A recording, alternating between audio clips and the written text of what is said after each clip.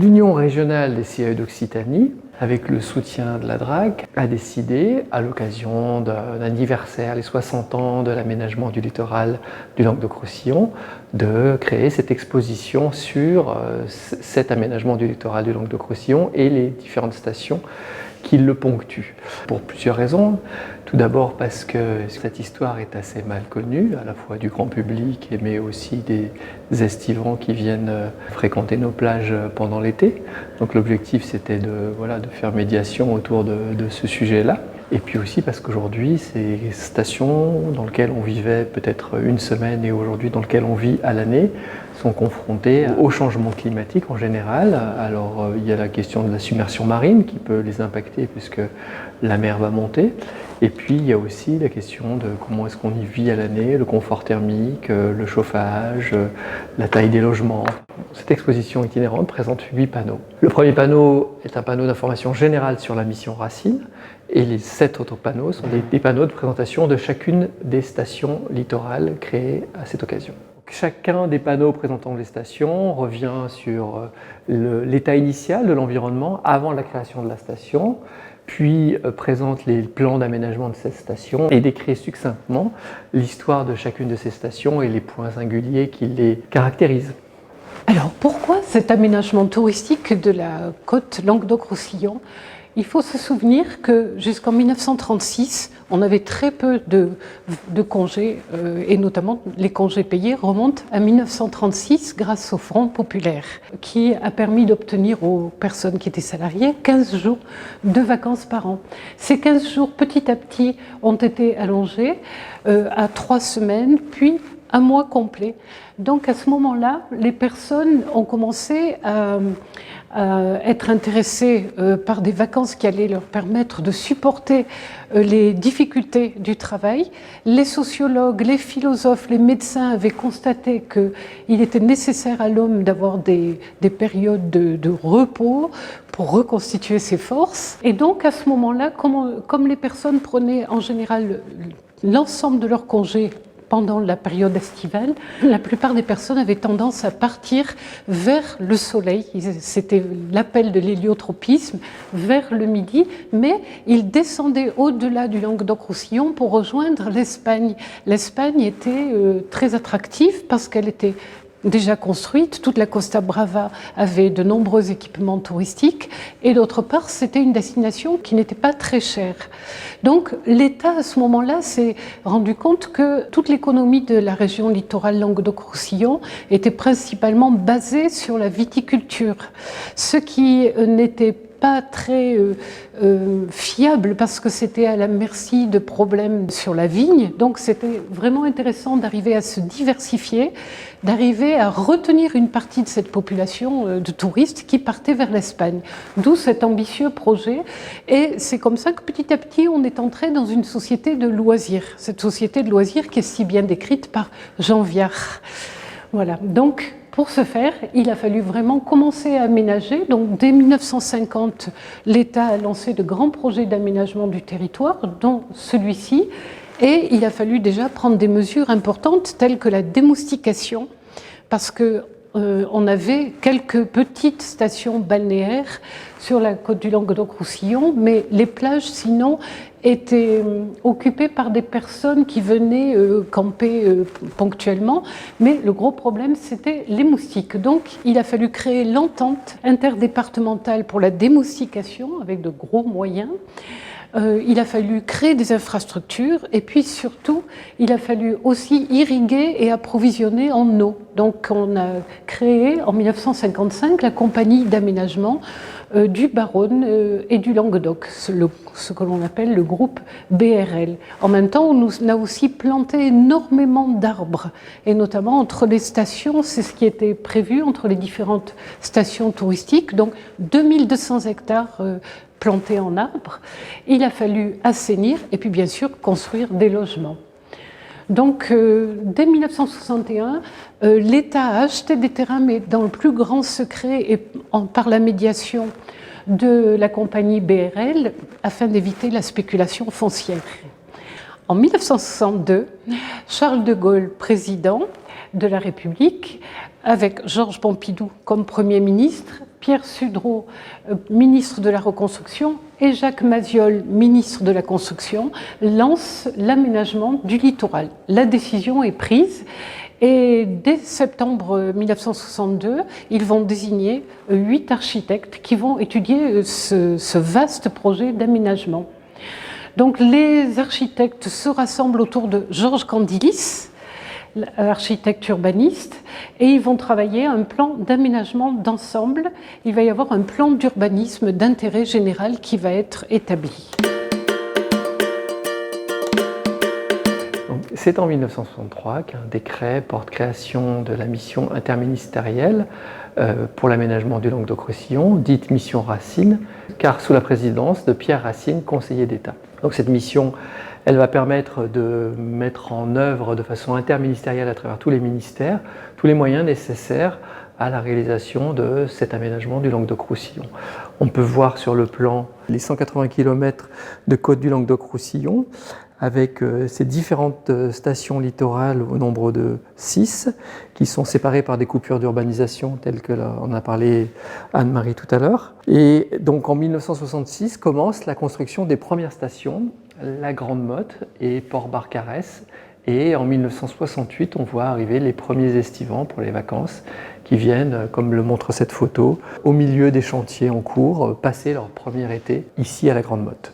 Nous voilà devant le panneau de la Grande Motte et la question qui va se poser pour chacune de ces stations, c'est comment construire une ville sur le sable, entre la mer et les étangs, à partir de presque rien, puisqu'on peut dire si ce n'est un site naturel. Et donc Jean Balladur, l'architecte en chef de la Grande Motte, qui sera entouré de, notamment pour le plus connu de Pierre Pillet, son paysagiste, je dis le plus connu parce qu'on verra comment la question du paysage va être importante pour cette station, il va mettre en place toute une stratégie de mise en place à la fois d'un paysage et d'une architecture. Donc vous pouvez voir sur cette image l'état initial de l'environnement avec la plage, le lido tel qu'on peut le connaître, et puis sur celle d'en bas, le résultat aujourd'hui où on peut voir à quel point la végétation a pris toute sa place et toute sa force. Donc pour arriver à construire cette station littorale de la Grande Motte, le premier travail des architectes, c'est la constitution d'un sol en fait. Il a fallu préalablement rehausser le niveau du sol, prioritairement pour le mettre à l'abri des inondations, puisque les coups de mer régulièrement passaient par-dessus les dunes et par-dessus les sables et rentraient jusqu'aux étangs. Donc il a fallu rehausser le niveau du sol. Ça s'est fait par le creusement du port, grâce au creusement du port, mais aussi grâce au creusement de l'étang du Ponant, qui se situe un peu à l'est de la station, qui a permis de remblayer ce sol et de le mettre à 1,80 m au-dessus du niveau de la mer. Une fois ce sol constitué, il fallait bien entendu viabiliser, organiser les voies. Pour cela, Jean Balladur a positionné la station en fonction des éléments principaux, notamment le vent et le soleil.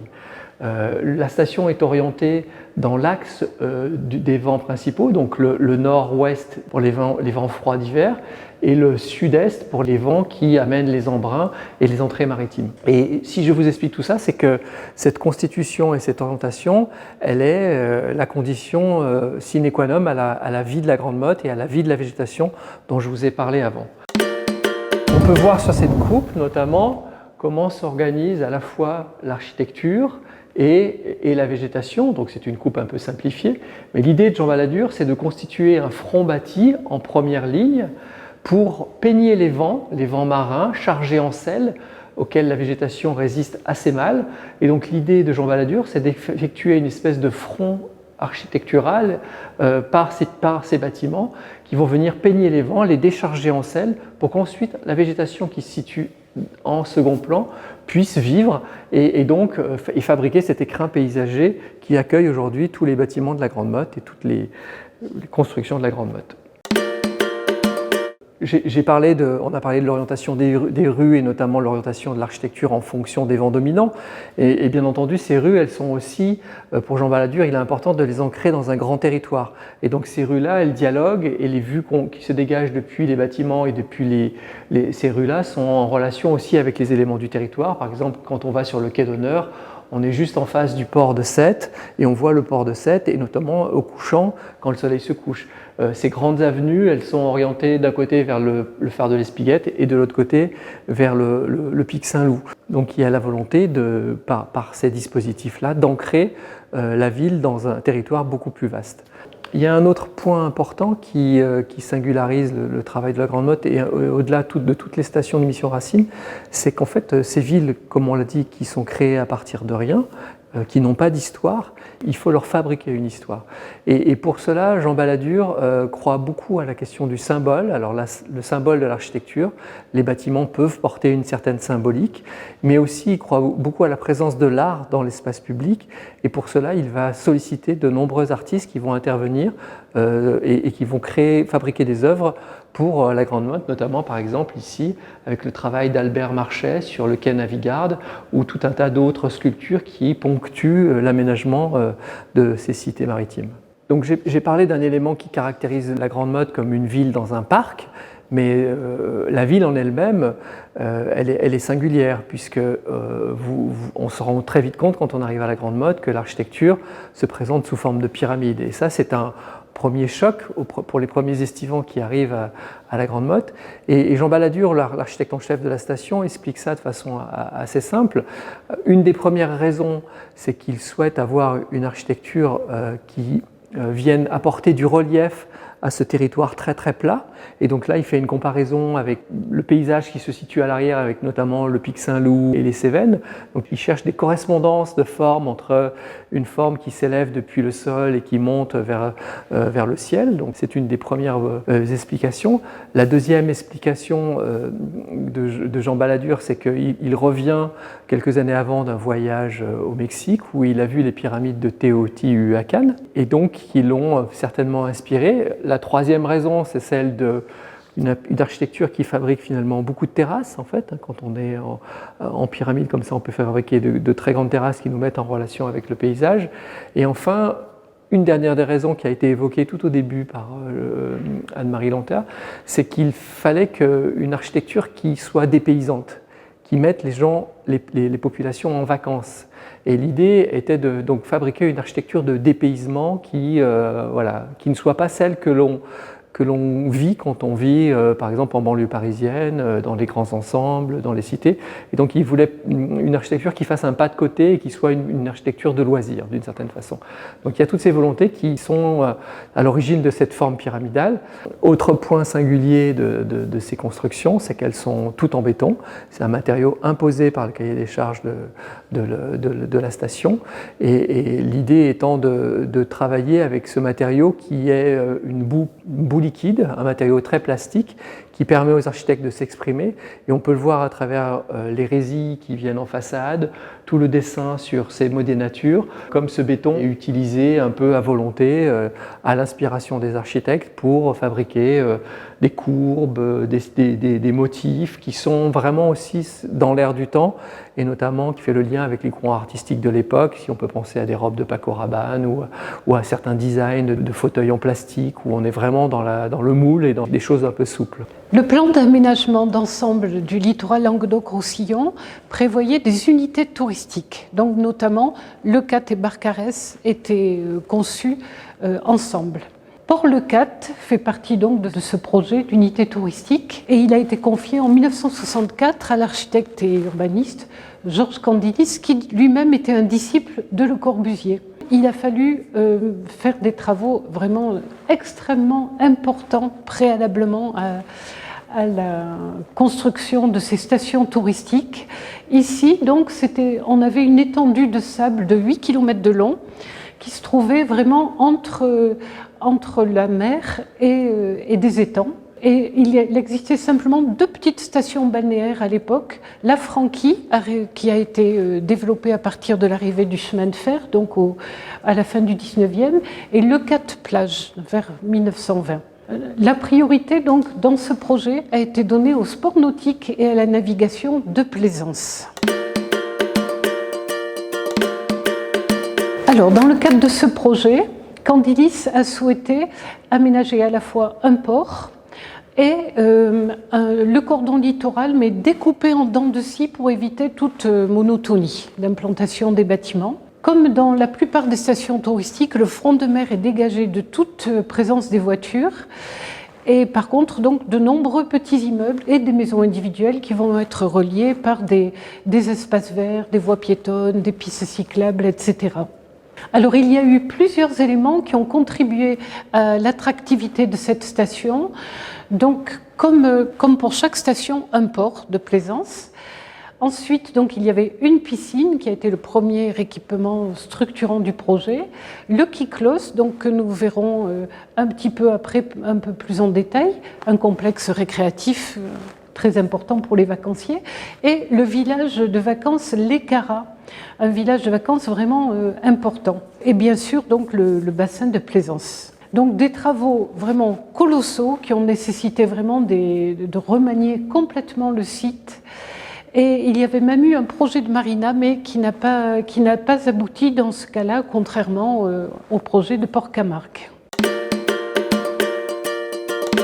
Alors, parmi les projets emblématiques de cette station, il est intéressant de parler des Caras. Donc, c'est un village de vacances qui a été non seulement, dans un premier temps, labellisé architecture contemporaine remarquable, mais également inscrit au monument historique depuis 2014. Donc, c'est Georges Candilis, là aussi, qui va répondre au programme de ce village.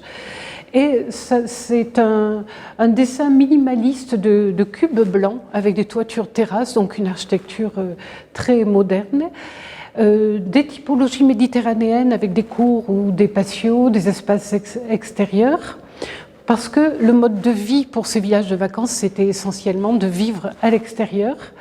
Donc des espaces communs qui vont être en front de mer, et puis des aires de jeu, des placettes, des allées pour faciliter la rencontre des vacanciers. Donc c'est un principe de construction qui vont être préfabriqués en béton armé, ce qui va faciliter leur mise en œuvre. Candilis va dessiner le mobilier, qu'il soit intérieur ou sur les espaces publics de ce village de vacances Les Caras, ce qui fait qu'aujourd'hui, le Centre Pompidou possède des chaises et des tables qui proviennent de ses collections. Alors, il y a un autre projet, l'Hexacube, qui est intéressant parce qu'il évoque les recherches que l'on faisait à cette époque.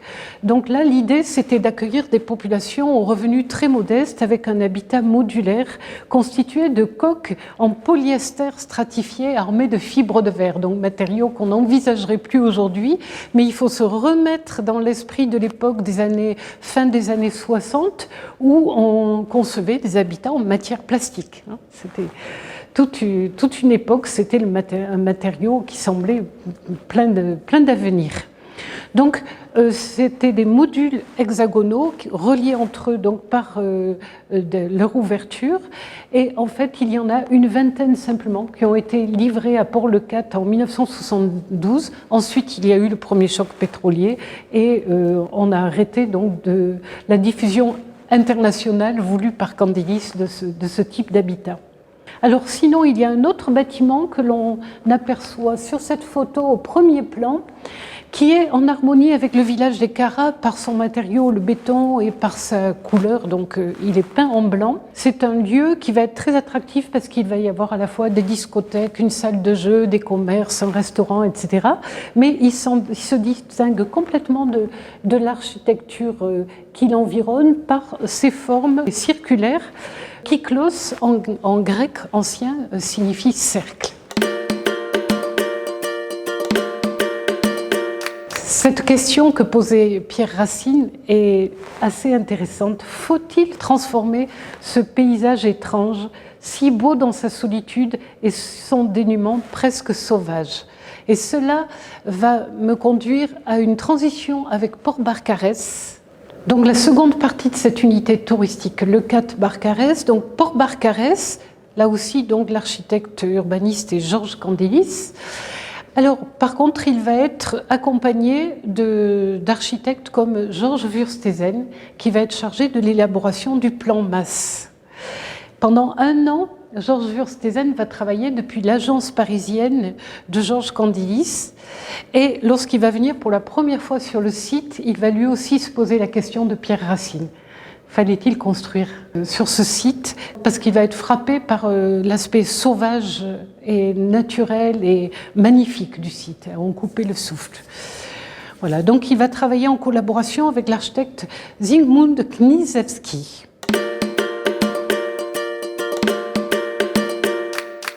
Quand on pense à Port-Barcarès, souvent donc, on pense au paquebot Lydia. Ça a été le premier immeuble implanté sur le site. Immeuble entre guillemets. Il a été amarré dès 1967 et une fois vidé de ses moteurs, bien évidemment, il a été transformé en centre de loisirs vraiment luxueux avec des bars, un restaurant, une discothèque, un casino, etc. Et depuis 2011, c'est devenu un lieu culturel d'exposition. Alors, la caractéristique de cette station, c'est que les programmes sont vraiment très hétérogènes. Donc, on a à la fois des immeubles très hauts, on a des lotissements de maisons individuelles, donc des petits lotissements de maisons basses, on a des immeubles couverts de toits terrasses, des maisons couvertes de toits en tuiles. C'est vraiment extrêmement hétérogène avec des espaces verts qui peuvent se situer entre les différents programmes de bâtiments. Comme dans d'autres stations, comme l'a expliqué Patrick Buffard à la Grande Motte, c'est l'art qui va être choisi pour donner son esprit un petit peu à la station. Donc c'est vraiment un musée à ciel ouvert. Et là, sur 1 kilomètre en front de mer, on a créé un quartier, le quartier de la Grande Plage, où on a une quarantaine d'œuvres d'artistes internationaux. Une station très connue de ce Languedoc-Roussillon, c'est la station du Cap d'Agde, qui, vous pouvez le voir sur cette image, se développe sur une côte rocheuse en partie existante, notamment faite de basalte, puisqu'on est sur un territoire volcanique. Et donc là, on peut voir effectivement le cap, précisément le Cap d'Agde, avec la plage de la Conque qui se développe derrière. Et on peut voir comment ce territoire était déjà un lieu de zone humide. Et là, on voit les premiers travaux qui commencent à constituer les digues de protection de la future station. Ce qui préexistait aussi sur le site, c'est un fort. Le fort Brescou, qui était un fort défensif isolé sur un élément rocheux. Ce qu'a dit Anne-Marie tout à l'heure à propos des autres stations, c'est qu'effectivement, on veut développer une nouvelle économie sur le territoire. Cette économie, elle va se baser sur la question du tourisme, mais à l'intérieur de ces stations balnéaires, ce qui va être très très important, c'est toute la dimension liée au nautisme. Et donc l'idée est de fabriquer des ports aussi, des ports dans lesquels on va pouvoir vendre des anneaux pour attacher des bateaux et donc développer la plaisance, donc toute l'économie qui va avec. Et développer des ports, c'est pas anodin, puisqu'en fait, sur tout ce territoire du Languedoc-Roussillon, il n'y a pas de port protégé. On n'a aucun lieu pour se mettre à l'abri, si ce n'est le port de Sète, mais qui est déjà une construction qui est liée au XVIIe siècle. Donc les stations vont se constituer autour de grands plans d'eau, avec des marinas et des anneaux de plaisance. Donc l'architecte en chef de la station du Cap d'Agde, c'est Jean Lecouteur, et il propose un projet ambitieux lui aussi, qui se développe sur un territoire assez vaste, comme on a pu le voir sur le plan. Mais ce qui caractérise vraiment son architecture, c'est la volonté d'avoir une architecture qui, on va dire, serait néo-languedocienne, ou en tout cas qui serait inspirée de l'architecture existante. Ce n'était pas sa première volonté. Cet architecte avait beaucoup construit en Afrique du Nord, tout comme Candilis, et donc leur architecture était imprégnée de la Méditerranée. Et donc la première intention de Jean Lecouteur, c'était de travailler sur des toits terrasses, mais que les maires à l'époque et les décideurs à l'époque d'Agde lui ont refusé. Et donc son architecture, elle a évolué vers une architecture un peu néo-languedocienne, faite de toitures en tuiles, et on peut le voir sur ces images, d'éléments d'architecture découpés avec beaucoup d'importance qui est donnée à la fenêtre, au trou, à un jeu entre l'ombre et la lumière, et donc avec tout un vocabulaire, que ce soit aussi dans l'espace public, notamment sur des ruelles très méditerranéennes, très inspirées, peut-être on pourrait parfois se croire en Italie, en tout cas voilà, très inspirées d'une architecture méditerranéenne un peu voilà, caractéristique. Mais malheureusement, en fait, avec le temps, cette architecture va s'abîmer, puisque les logements étant petits, on va vouloir venir fermer les loggias, agrandir les boutiques qui s'installent en rez-de-chaussée, et tout ça va progressivement disparaître au profit d'éléments d'architecture rapportés qui vont peut-être un tout petit peu abîmer cette station. Néanmoins, cette station présente encore de beaux espaces publics, et notamment un qui se situe dans le quartier de Port-Saint-Martin, qui a été labellisé architecture contemporaine remarquable. Port-Camargue est une station touristique donc construite dans le Gard, qui initialement n'était pas prévue, mais qui a été décidée sous la pression des acteurs locaux. Alors, c'est intéressant de préciser que toutes les photographies, pour la plupart que nous voyons en noir et blanc, sont dues à Claude Ossugru, photographe, qui s'est vu confier la couverture de toute la mission Racine.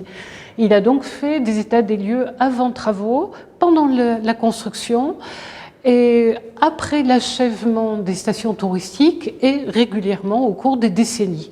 Donc il a une masse considérable de photos qui constituent un véritable trésor d'archives.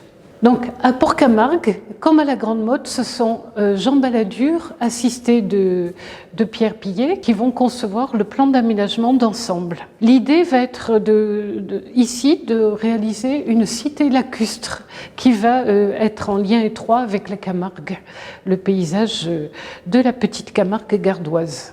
Ils vont s'adjoindre les compétences de plusieurs architectes, et 4 en particulier, comme on va le voir. À l'origine du projet, en 1960, en fait, se posait un problème lié à la lagune qui était en train d'évoluer et d'ensabler l'accès au chenal du Grau-du-Roi, le port de pêche voisin. Donc, il y a eu ce projet d'établir un port de plaisance avec les logements, les commerces et de les faire exploiter par la Chambre de commerce et d'industrie. Ici encore, cela a été un chantier qui a duré simplement 2 ans. Je crois qu'il faut mettre en évidence la rapidité avec laquelle tout cet aménagement touristique s'est fait, commencé en 1963 et terminé moins de 20 ans plus tard. Donc c'est vraiment exceptionnel quand on voit les immenses travaux donc, qui ont dû être faits préalablement à l'aménagement lui-même. Donc à la différence du projet de la Grande Motte où on était sur un terrain absolument vierge, ici l'idée c'est qu'il y ait une liaison entre le port de pêche du Grau-du-Roi et l'aménagement de cette station touristique.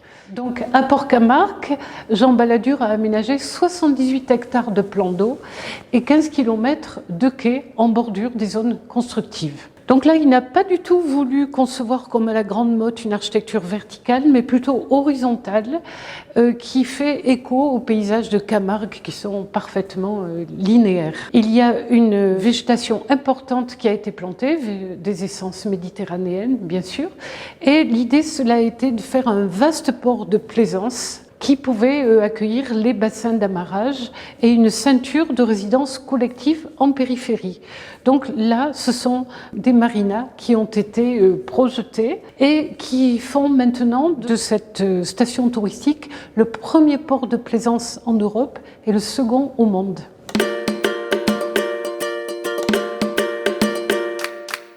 Alors, comme on le voit, on a un quai d'honneur et sur ce quai d'honneur, Balladur a fait appel à plusieurs architectes pour concevoir des bâtiments qui vont être repérables et des bâtiments très forts qui auront un langage architectural commun avec des façades de béton blanc ajourées. Donc on a le Grand Galion. Alors le Grand Galion, c'est une œuvre de Joseph Massota qui est l'architecte majeur dans le Gard à l'époque, avec Armand Pellier, et qui a vu le plus grand nombre de ses réalisations architecturales labellisées architecture contemporaine remarquable parmi ceux qui sont intervenus à Port-Camargue.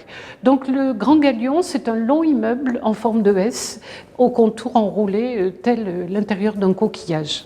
Second architecte, donc Jean Balladur lui-même a créé les Jardins du Port avec donc une façade de 300 mètres de long et avec un motif qui évoque le déferlement des vagues, comme on le voit ici. Autre bâtiment important, le Grand Pavois de Denis Barthélemy, qui lui s'élève en rondeur, un petit peu dans l'esprit des pyramides de la Grande Motte, Enfin, un autre bâtiment, le Suffren, Georges Schuler, qui était un architecte qui a surtout construit des collèges dans le Gard et qui va avoir une hauteur de 7 étages, proche de l'architecture du Grand Pavois. Et donc ces 4 réalisations forment un ensemble urbain assez remarquable et cela leur a valu l'attribution du label architecture contemporaine remarquable. 2 autres bâtiments sont à remarquer, donc la Capitainerie, qui est en forme de coquillage, une œuvre de Balladur. Et c'est intéressant aussi de parler de cette architecture organique que l'on pouvait trouver à l'époque, qui s'inspirait donc de la forme de coquillage ou d'éléments que l'on trouve dans la nature. Et également les Camarguaises Sud, un projet de Joseph Massota, là aussi, avec des façades incurvées, des duplex et des villas sur le toit. C'est-à-dire une disposition que l'on trouve de plus en plus maintenant dans les aménagements urbains. Là aussi, donc, des œuvres d'art identitaires qui vont contribuer à l'âme des lieux. En 1978, Albert Marché, donc un artiste, va réaliser cette œuvre, L'Homme-Oiseau, qui est un repère pour les marins quand ils arrivent, donc qui va les accueillir, qui va se trouver donc comme un symbole de protection pour ceux qui s'éloignent aussi du port. Albert Marché va également réaliser avec Michel Goalard un jardin sculpture. Voilà, Jean Balladur veut vraiment créer une sorte de souffle entre les immeubles. Et donc aujourd'hui, Port-Camargue a 5000 postes d'amarrage. C'est vraiment un port de plaisance très important. Le principe des marinas permet, comme on le voit, d'être directement relié à son bateau. On sort de chez soi, on a une terrasse extérieure et immédiatement on prend son bateau. C'est un peu le principe de Venise avec les gondoles qui vous attendent à la sortie des palais, mais à l'échelle du plus grand nombre, puisque ces appartements à l'époque étaient vraiment très accessibles. Pour ces marinas, l'architecte s'est inspiré de ce qu'il avait vu au cours de ses voyages, notamment en Floride et également dans le Var avec Port-Grimaud et Cogolin. Port-Gruissan, donc le village initial est un village circulaire au centre duquel se dressent les vestiges d'un élément défensif, donc ce que l'on appelle la tour Barberousse. Donc ici, les architectes étaient Raymond Glaise, Grand Prix de Rome, et Édouard Artanet. Ils avaient imaginé initialement sur le site, donc au pied du massif de la Clappe, un projet très moderne, monumental, avec des immeubles en étoile. On était quand même à l'origine dans un village de pêcheurs, de marins assez modeste, et c'est la mission Racine elle-même qui a refusé ce type d'architecture.